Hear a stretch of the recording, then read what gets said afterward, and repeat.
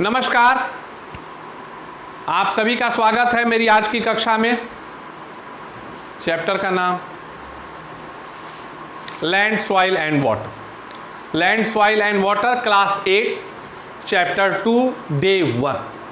I am welcoming all of you for the today's session, in which we are going to discuss about land, soil and water. My own principle, short concept over the heading of the chapter land. समुद्र के ऊपर, जल के ऊपर जो भी सतह है समुद्र तल से ऊपर, वह क्या है? धरती है, लैंड है। तो बोलोगे कि सर जब लैंड की चर्चा हो गई तो सॉइल की क्यों हुई? अरे भाई, चूंकि लैंड मतलब क्या है? It is the collective form of soil, rocks, mountain, plateau, desert etcetera and etcetera.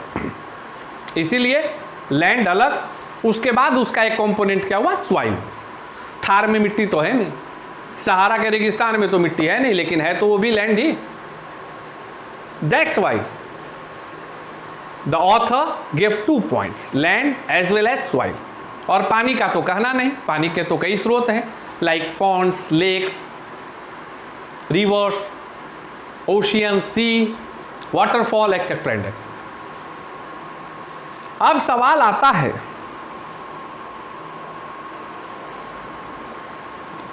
कि धरती है क्या? धरती सब जगह रहने के लायक है? बोलोगे नहीं सर, बिल्कुल गलत। क्यों? चूंकि मूल बात है सर कि बोलोगे कि 29% लैंड है, 29% क्या है? लैंड है, और 71% क्या है? वाटर। अर्थात 29% जल से ऊपर का हिस्सा है, जिसमें या तो हम रह भी सकते हैं और नहीं भी रह सकते हैं, आवश्यक नहीं है कि उसमें रहा जाए। लेकिन 71% तो जल आच्छादित ही है, in the form of either river, either ocean, either sea etcetera and etcetera. It means overall of the total square kilometre area of the earth surface, we are having only 29% of its to live. हम लोग के रहने के लिए मात्र 29% है जिसमें आप रह सकते हैं, और 71% जल आच्छादित है जिसके ऊपर आप रह नहीं सकते। अब सवाल आता है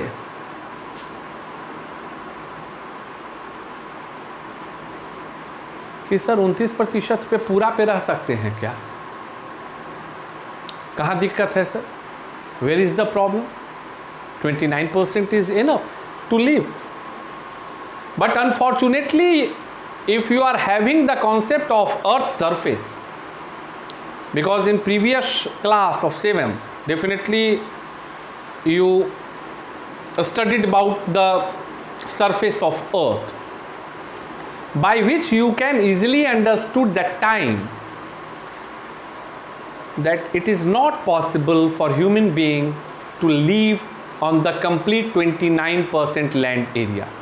पूरे 29% जो धरती का जगह है, कुल धरती में 29% जो लैंड है, उसमें हम सभी जगहों पर नहीं रह सकते। कैसे रह लेंगे?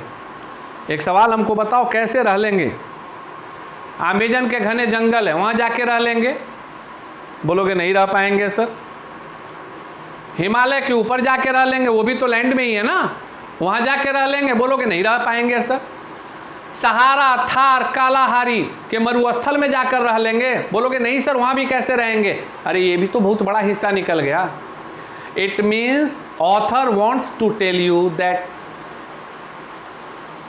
इन the 29% of land, it's also true that most of all land is not going to be utilised by human being. We are not capable to utilise it.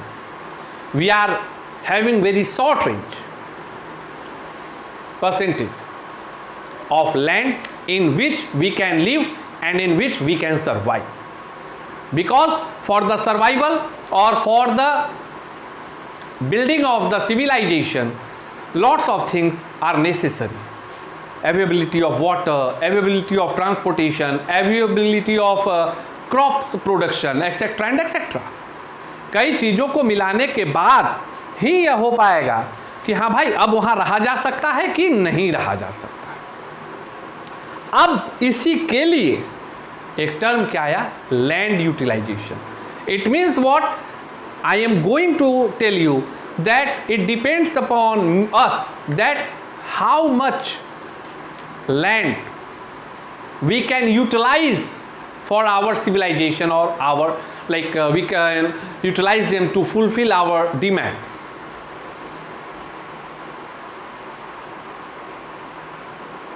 And for land utilization, what things are necessary? Soil. For land utilization,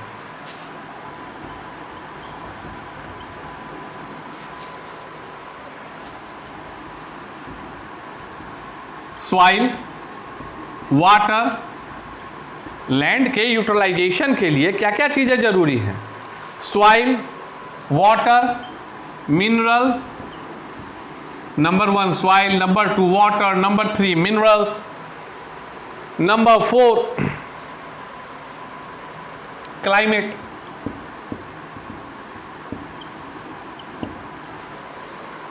जब तक यह चीज़ें नहीं होंगी, मिट्टी नहीं होगा, खेती कहाँ से होगी, पानी नहीं होगा, पिएंगे कहाँ से, मिनरल्स नहीं होगा, विकास कैसे होगा, क्लाइमेट नहीं होगा, वर्षा नहीं होगी। क्यों? भूगर्भीय जल से ही तो हम खेती नहीं कर सकते हैं। We need climate support also. So these things are necessary for the land utilisation. These things are necessary for the land utilisation. You have to keep it in your mind. And one more thing, what is very important, that if we have to study about the land and its utilization, then we have to know about the physical factors.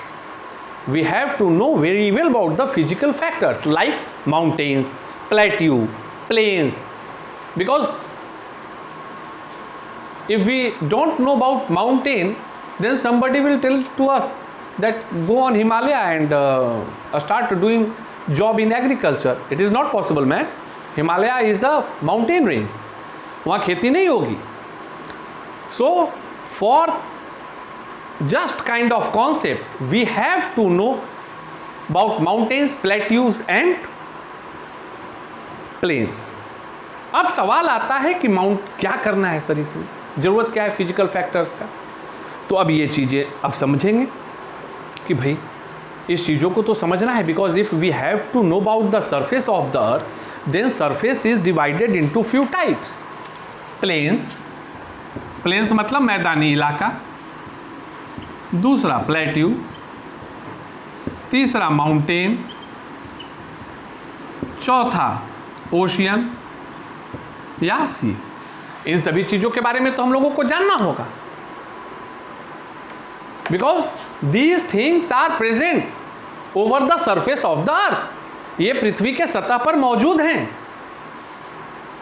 और इसी चीज की चर्चा हम लोग शुरू करेंगे। अब माउंटेन का मतलब क्या होता है, एक ग्राफ समझ लो, बाकी चीजें खुद ब खुद समझ में आ जाएंगी।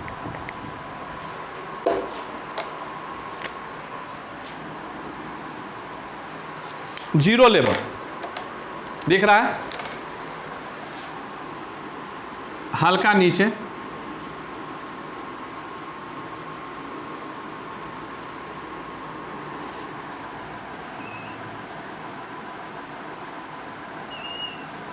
ये जीरो लेवल है भाई। ये क्या है? Zero level. अब ये सब flow of water, flow of water, अब वो नदी भी हो सकती है, झील भी हो सकता है, लेक भी हो सकता है, पॉन्ड भी हो सकता है, कुछ भी हो सकता है, हल्का नीचे, हल्का नीचे। नदी का जो प्रवाह देखते हैं, अगर जमीन आपके घर के बगल से अगर नदी गुजर रही है और उस मिट्टी की भी एकदम बिल्कुल सपाट हो तो नदी तो नहीं बहेगी, मतलब वहाँ की मिट्टी जिस दिशा में नदी बहती है आप देखिएगा कि वहाँ थोड़ी नीची है, मतलब हल्का कर्व टाइप का है। और इसी तरह का जो इसको कॉन्सेप्ट मिलता है तो उससे जो होता है नदियों का प्रवाह होते रहता है, जल का प्रवाह होते रहता है। बोलोगे बिल्कुल सही समझा दिया। अब जो बिल्कुल एकदम उससे ऊपर जीरो लेवल से लगातार जो प्लेन है, इसको क्या बोलते हैं? Plain region. प्लेन रीजन का मतलब क्या हो गया? मैदानी इलाका। हम लोग है ना बिहार में, गंगा नदी के किनारे, उत्तर प्रदेश कानपुर के बाद मैदानी इलाका है, समतल सपाट, जहाँ की मिट्टी कृषि के लिए बहुत ही ज़्यादा उपजाऊ होती है, quite fertile, enough fertile, much fertile. अब उसके बाद एक ऊंचा, जिसको क्या बोलते हैं? पठार बोलते हैं, प्लेट्यू बोलते हैं। क्या बोलते हैं? पठार। पठार का मतलब क्या है? ऊंचाई भी हो और पीक जो हो चौरस हो। आप उदाहरण में दक्कन का पठार, छोटा नागपुर का पठार, दुनिया की छत पामीर का पठार, ऊंचाई पर है लेकिन चौरस है। माउंटेन मतलब वी शेप, कोनिकल शेप, इसको क्या बोल दिए? पर्वत के श्रेणी में। और जो ये नीचे गहरा वाला हुआ, ये क्या हो गया? सी एंड ओशियन हो गया। सी एंड ओशियन हो गया। यही तो कॉन्सेप्ट है। अब इसमें स्वाभाविक चीज है कि जो धरती से ऊपर है यह कोल्ड होगा, रॉक्स ज़्यादा होंगे, क्योंकि पहाड़ों का सृजन तो पत्थर से होता है, तो रॉक्स ज़्यादा होंगे। जैसे जैसे ज़मीन से हम लोग वायुमंडल के अंदर ऊपर उठते हैं, तापमान घटते जाता है, जिसके कारण कि हिमालय वगैरह में, हिमालयन रीजन पे आप सुनते होंगे कि सालों भर बर्फ होता है, लेकिन हम लोगों को बर्फ नहीं मिलता है। अब एसी वगैरह चल रहा होगा तुम लोगों के भी घरों में। So these thing we have to understand that plateau above than sea level but flat on the top comes under the plateau criteria. Conical on the top comes under mountain criteria, which is having sea level height, more sea level height with respect to plateau. Plateau से ज़्यादा ऊंचा, और conical on the top is known as classified under mountain range. और planes जो नदी के किनारे जो चौरस इलाका होता है समुद्र तल से काफ़ी नज़दीक, and least but not last, it is a very much fertile area in which agricultural crops are easily available. We can do farming in very soft manner. और जो इम्पॉर्टेंट प्लेन्स हैं, उसका उदाहरण नॉर्थ अमेरिका में prairies, steppes in Europe, Ganga Brahmaputra plain in India. Prairies America, North America में, steppes Europe में, और गंगा और ब्रह्मपुत्र के जो किनारे जो नियर बाई एरियाज हैं, these are the famous plain regions in all over the world. और यह भोजन के लिए रिसोर्सेज के तौर पे बहुत बड़े जगह होते हैं, जहां से पूरे विश्व के खाद्यान्न की डिमांड पूरी की जा सकती है। Now in my another session we will study about the land use in India, soil resources etc and etc. पढ़ते रहिए, बढ़ते रहिए, लगे रहिए। मैं भी मेहनत कर रहा हूँ, आप भी मेहनत कीजिए। Make the notes, do it fast, लगे रहिए।